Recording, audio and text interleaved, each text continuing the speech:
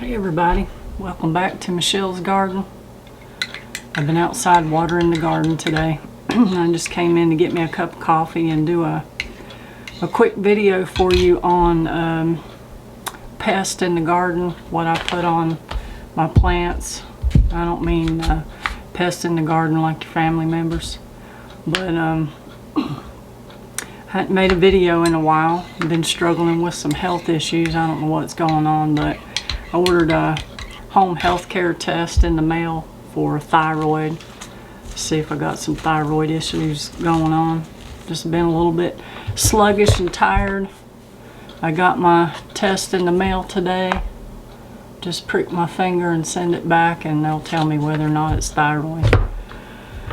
But I'm going to take you out in the garden and show you a few things that I got started today, what I've been planting, what's struggling, what's not. But as soon as you get something in the garden, you got bugs that's going to attack it.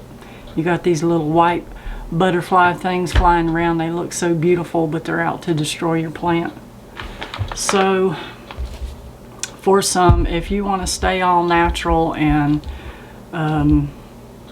just keep with some household items to put on your plants to deter bugs, get a 50-50 mixture of baking soda and flour.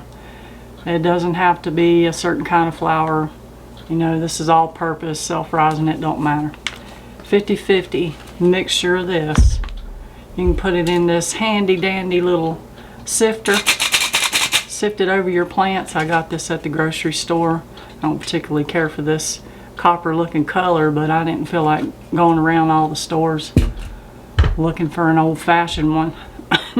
You can probably go to an antique store if you like walking around antique stores. You can find one of those, or maybe grandma has one you can borrow. What else? You can take a stocking or pantyhose, whatever you want to call it, and you can cut off the leg, you know, a little bit of the foot, fill it up with a 50-50 mixture of this, tie a knot in it, shake it over top of your plants. If you don't care if you're keeping it all natural, I got this garden insect spray from Haas Tools. You know, spray it on your cabbage for caterpillars, tomato plants for hornworms, aphids, on your green beans. Spray it around the base of the plants. Now, when I first put my tomato plants in the ground, I had a couple of plants. I'd go up there the next day and they were just chopped off at the stem and the plant was just laying on the ground. I didn't know what that was. Well, I started researching and that was called a cutworm. And so to keep that from happening, I took a bunch of eggshells, crumbled them up really good. I had a little bucket that I keep beside the stove, like a little sand bucket for kids. Keep that beside the stove, and when I wash out my eggshells, I crumble them up. I tried to crumble them, you know, as tiny as I possibly can, because if you want it to sink into your plants for calcium, you want to get it as much powdery as you can. But if you're using it to keep the bugs away or the cutworms, I sprinkled those broken eggshells around all of my tomato plants, and I haven't had one been chewed off since then. So that worked out really good. So, you know, that's basically all I'm doing right now as far as keeping stuff off my plants. When I go up into the garden to show you some of the things that I'm growing, I'm going to show you this while we're still here in the house, just in case any of you have not ever heard of Goji Berry. I ordered some Goji Berry cuttings off of a bush. They're about maybe 6 inches long. It looks like a dead stick or just a stick off the ground. I put it in water in a mason jar on the counter for about a week and it started budding out. And then I put it in a pot of dirt. And a Goji berry looks like this right here. It's just a bunch of little berries. And they're supposed to be very nutritious, high in antioxidants, cancer fighting. Anyway, the finished product turns out to be like this. It's sort of like a raisin form, Goji berries. If if you're gonna buy these, you can get these at the health food store. I'm not sure where else they sell them, but if you're expecting a sweet raisin kind of flavor, it's not quite like that. I mean, it's got a sweetness to it, but it's not quite as sweet as a raisin. It's not candy sweet. So I thought I'd show you that before we go out into the garden and I show you the actual plant and you're wondering, well, hey, what's a goji berry look like? So we'll head out here in a few minutes and check out the garden. Hey y'all, I wanted to elaborate a little bit more on some pest stuff for your garden. I'm out here in the back building where I keep all my fertilizers and pest control stuff. But I forgot to show you some Diatomaceous Earth. This is sort of like a 7 dust. This is a huge, it's like 6 pounds. I think I got this at Tractor Supply. You can probably get it at Walmart too. And again, it's like a powdery type stuff that you sprinkle on your plants, sift it on your plants. And I shouldn't have to tell you this, but I know there's somebody out there that needs to hear it. Don't sift in the wind, because it ain't gonna hit your plants. So we're gonna go out here in the garden and see what we got growing. Alright y'all, here we are getting ready to go into the garden. Before we go in, I want to show you these pots on each side here. Right there. I planted some butterfly peas in there. I don't know if you can see that. That's what they look like. They're going to grow over this arch trellis. Going to have some really purplish blue looking flowers on them. I just planted those yesterday, so it'll take a while for them to get going.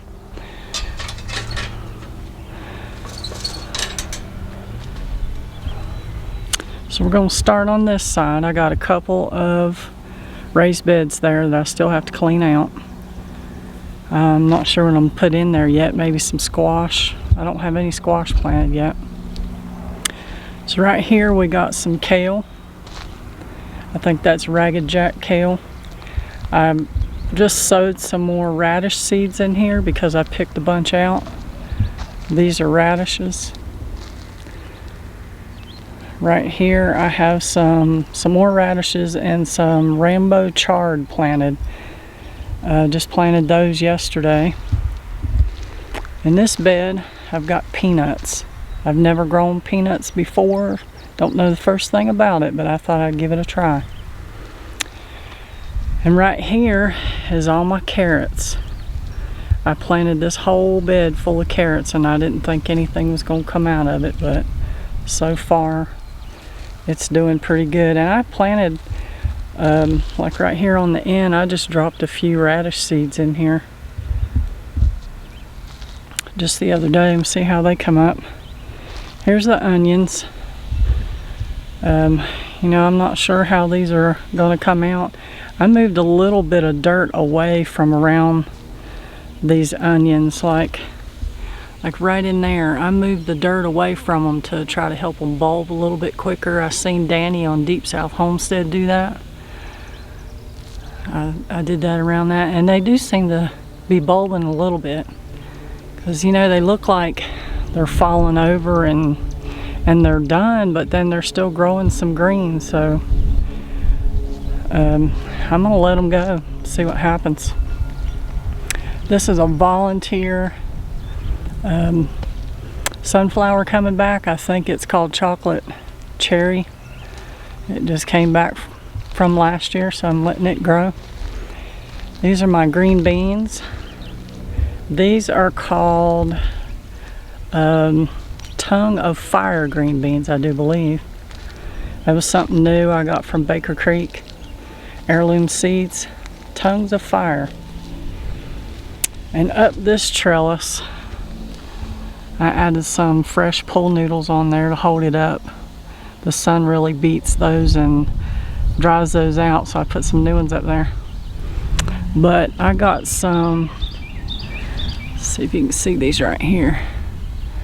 That is called a cucamelon or a sour gherkin.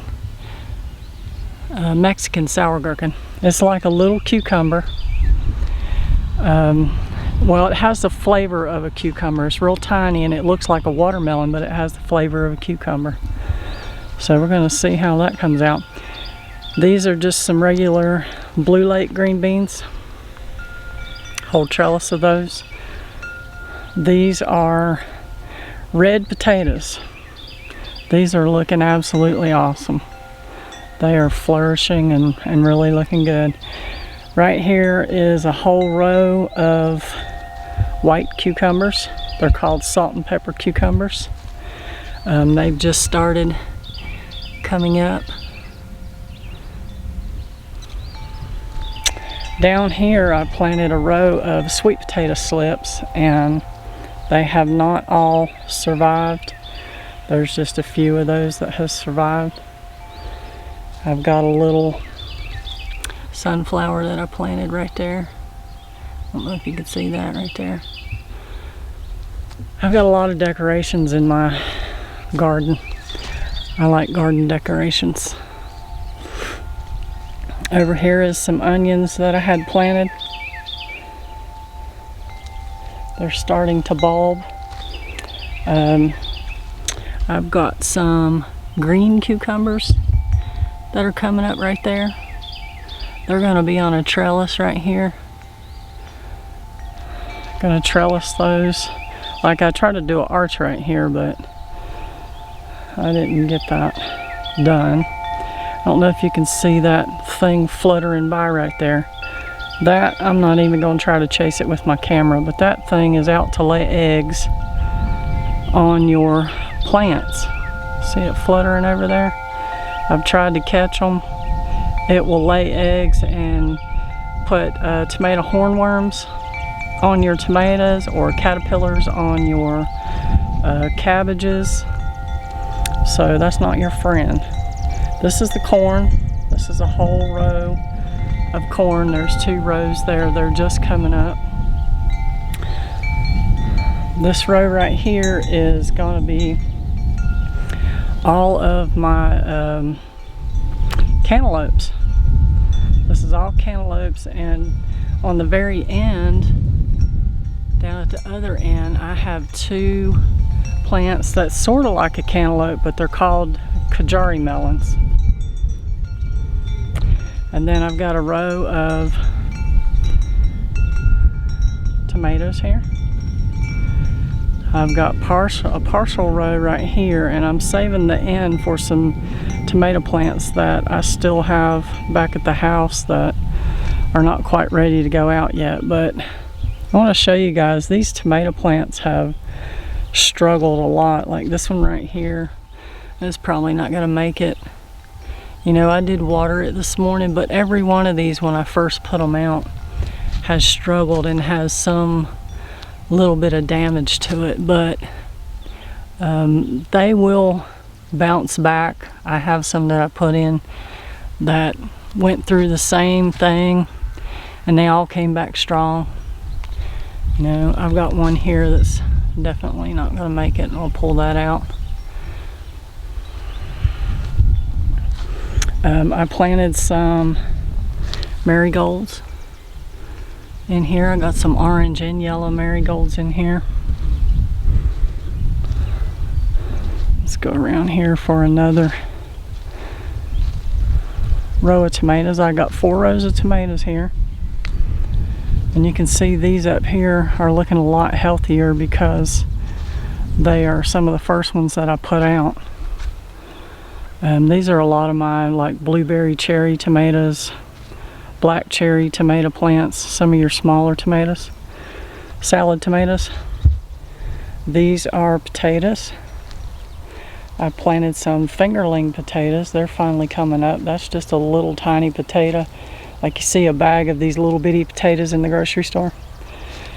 These are my peppers. I just put those out. Those are banana peppers. One that I planted last year called a habanada. That is not hot. It's a sweet pepper. I don't really do hot peppers. This is some cabbage that I started from seed. I didn't know if it would make it through, you know, to be harvested because I think it's more of a cooler weather crop. But I planted it and we're going to see what it does. This right here is my elderberry bush that I bought, and I put it in a pot until I decide to put it in the ground to grow it. And all of these are those little sticks I was telling you about, elderberries. This is all, I mean not elderberries, goji berries, I'm sorry. That's all my goji berry plants. I mean, they have really popped since they've been out here. They're doing really well.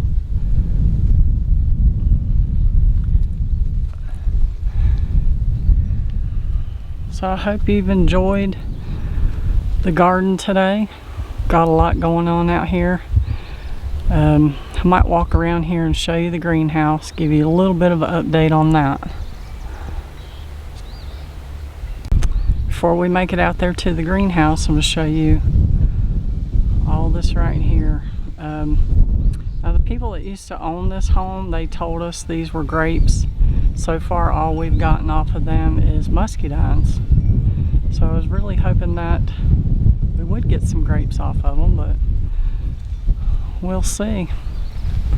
They're really loaded this year, so we'll see what comes out of it. We didn't get a whole lot of muscadines last year, but we got some. Let's walk around here to the epic greenhouse.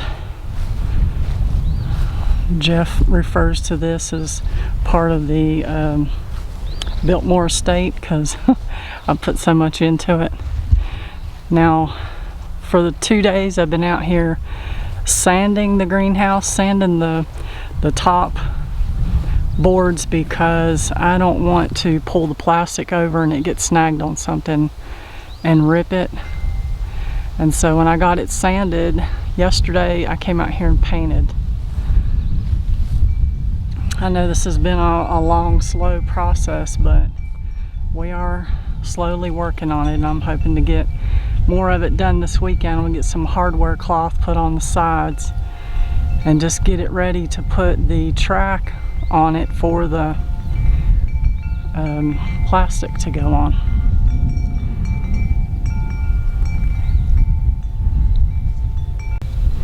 And this is going to be my view, guys, from the greenhouse. Isn't it beautiful?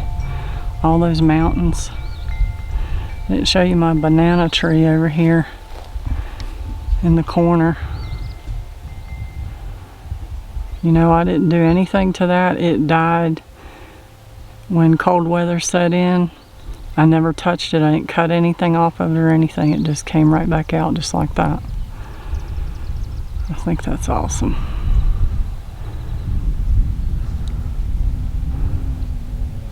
Well, that's about it for today, guys. That's about all I got for you. A little bit of pest control and a little bit of garden tour. It's kind of hot out here, but I think I'm done with my chores for out here today. I just done some watering. I was going to do some painting, but I think I'll save that for tomorrow. So I hope everybody enjoys the rest of your day. Got a ball game to go to in a little while for one of the grandkids. So we'll talk to you later. Everybody enjoy your day. Bye.